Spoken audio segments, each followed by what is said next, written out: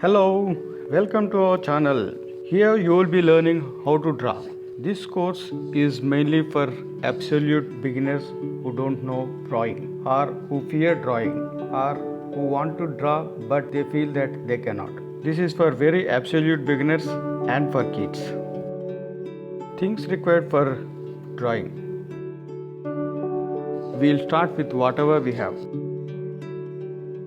We just need paper, pencil, eraser and a sharpener. We will not spend buying expensive things.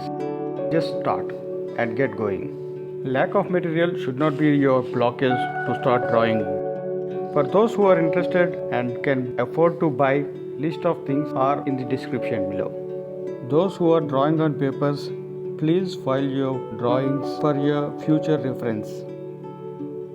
This will show your progression of your drawing journey. Our every little progression will give inspiration to our next journey. Keep inspiring yourself, draw regularly and have fun.